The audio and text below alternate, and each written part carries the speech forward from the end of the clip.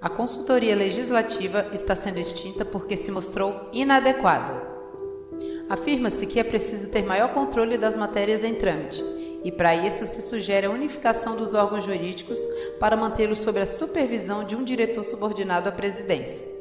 Esta é a justificativa, é o que está escrito, mas e o que não está sendo dito? 4 questões não estão sendo ditas. Primeira, o regimento interno da Câmara de Vereadores, em seu artigo 49, parágrafo 2º, estabelece que as comissões parlamentares contarão com a consultoria técnica especializada em sua área de competência, a ser prestado por órgão de assessoramento institucional.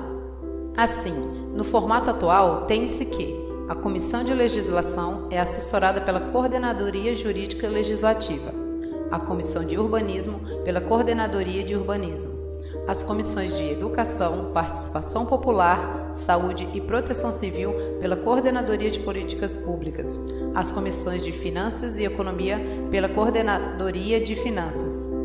Pretende-se extinguir a consultoria para retirar-lhe a Coordenadoria Jurídica Legislativa. Contudo, isto não faz sentido, à medida que subverte a lógica do regimento interno. Na verdade, o órgão de consultoria legislativa é que não pode ser fragmentado.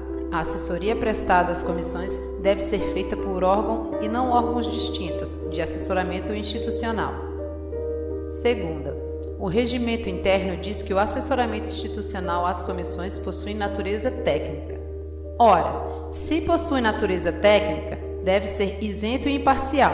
Por outro lado, a filiação partidária ou a nomeação com a possibilidade de exoneração a qualquer momento, presumivelmente, são incompatíveis com essa condição. Por isso que juízes e promotores que exercem funções eminentemente técnicas não podem ter filiação partidária.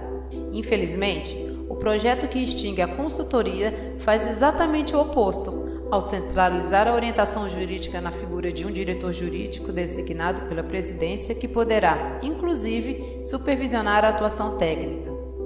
Isso é uma falta de respeito à advocacia pública e, certamente, os advogados investidos nessa carreira buscarão seus direitos de modo a fazer prevalecer o que determina o parágrafo 1º do artigo 31 do Estatuto da Ordem dos Advogados do Brasil, no sentido de que o advogado, no exercício da profissão, deve manter independência em qualquer circunstância. Terceira, o regimento interno não estabelece que a presidência contará com o auxílio de consultoria técnica especializada, mas sim que as comissões parlamentares é que terão este auxílio. Na verdade, desde sempre, o órgão de consultoria deveria estar vinculado às comissões parlamentares, tal como acontece em várias outras casas legislativas do país, e não à presidência. Diferentemente do Poder Executivo, que é exercido por uma autoridade central, o Poder Legislativo corresponde à expressão de todos os seus membros. Assim, se por um lado o presidente da Câmara tem a incumbência de representá-la, por outro, a função legislativa é exercida por todos os vereadores em mesma medida. Por sua vez, a consultoria técnica presta assessoramento à instituição, auxiliando no desempenho das atribuições das comissões com o compromisso de isenção e imparcialidade, a despeito de qualquer sigla ou hegemonia partidária.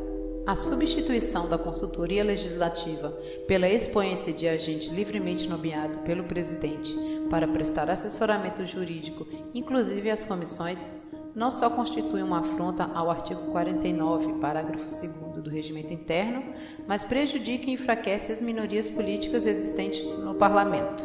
Quarta e última questão que não está sendo dita. Tudo não passa de retaliação aos consultores técnicos legislativos. Isto é fácil de demonstrar, basta ver o histórico de assédio moral reiterado.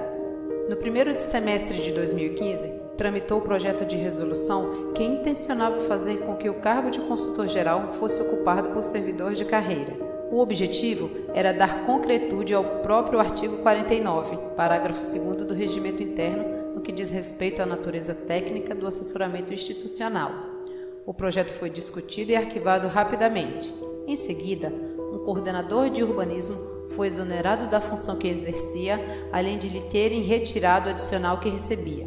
Em novembro daquele ano, boa parte dos consultores aderiram ao estado de greve legitimamente acordado em assembleia promovida pelo sindicato. Em sequência, o consultor de políticas públicas foi exonerado da função que ocupava e um consultor jurídico foi impedido de participar de um curso que já havia sido autorizado pela administração. Depois que foram exonerados das funções, as coordenadorias de políticas públicas e de urbanismo ficaram sem chefes por um bom tempo, sem que outros consultores legislativos fossem nomeados. Nas discussões sobre a Lei de Ordenamento Territorial, foram suscitadas uma série de preocupações técnicas, que foram levadas inclusive ao conhecimento do Ministério Público. No dia 31 de outubro, o plenário encerrou a primeira votação da LOTE. No dia seguinte, em reunião extraordinária da Comissão de Legislação, projetos para extinção do órgão de consultoria legislativa foram deliberados, numa das tramitações mais céleres do Poder Legislativo. Assim, a extinção da consultoria legislativa, além de ilegal, por clara violação ao parágrafo 2º do artigo 49 do Regimento Interno, é inconstitucional por ofensa aos princípios da eficiência, moralidade e por prejudicar as minorias políticas, além de ter nítido desvio de finalidade.